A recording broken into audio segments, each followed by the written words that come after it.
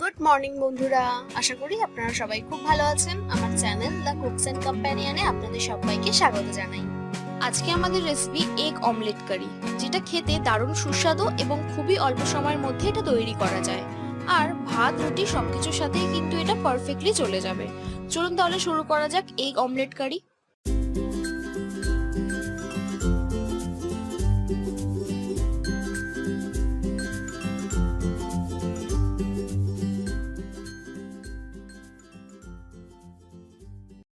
প্রথমে গ্যাসে একটা তাওয়া বসিয়ে খুবই সিম্পল ভাবে পেঁয়াজ লঙ্কা কুচি নুন দিয়ে 4টে ডিম ভেজে নেব।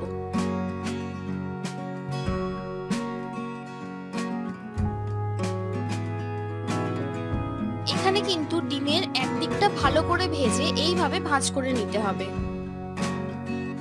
আপনারা কিন্তু একদম ভাববেন না যে এটা আন্ডার কুক, এটা কিন্তু আবারও আরেকবার কুক করতে হবে। এইভাবে আমি বাকি ডিমগুলো ভেজে নিচ্ছি।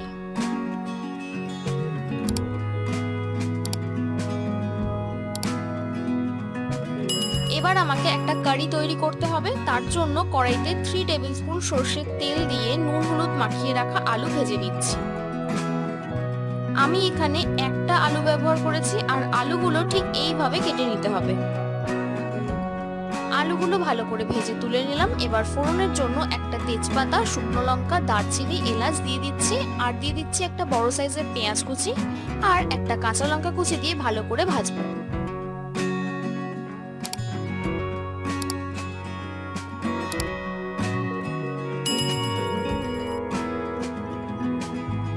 পেঁয়াজটা ভাজা হয়ে গেছে। এবার একটা টমেটো কুচি দিয়ে দিচ্ছি আর দিয়ে দিচ্ছি 2 টেবিলস্পুন আদা রসুনের পেস্ট।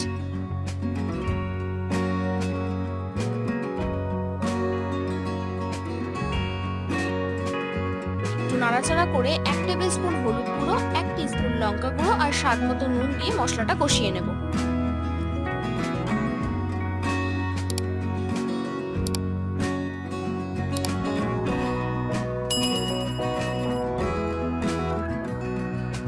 এতক্ষণে দেখবেন টমেটোটা ভালো করে গলে গেছে। এবার একটু স্বাদের জন্য চিনি আর ভেজে রাখা আলুগুলো দিয়ে দেবো আর দিয়ে দেবো একটু ভাজা মশলা। আবারও ভালো করে কষাতে হবে। এবার খানিকটা জল দিয়ে দিয়ে কষাবো।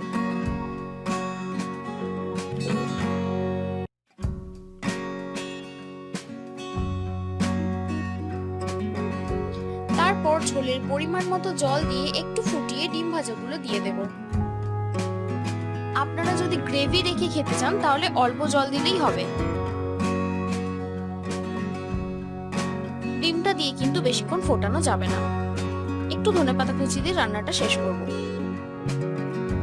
ভিডিওটা কেমন লাগলো অবশ্যই জানাবেন। ভালো লাগলে একটা লাইক, শেয়ার এন্ড সাবস্ক্রাইব করে পাশে থাকা বেল আইকনটা প্রেস করে দেবেন। আমি রান্নায় যা যা ব্যবহার করেছি তা কিন্তু আমি সমস্তটাই ডেসক্রিপশনে দিয়ে দিয়েছি, আপনারা চাইলে চেক আউট করতে পারেন। ভালো থাকবেন, দেখা হচ্ছে খুব তাড়াতাড়ি আরো একটি নতুন ভিডিওর সাথে।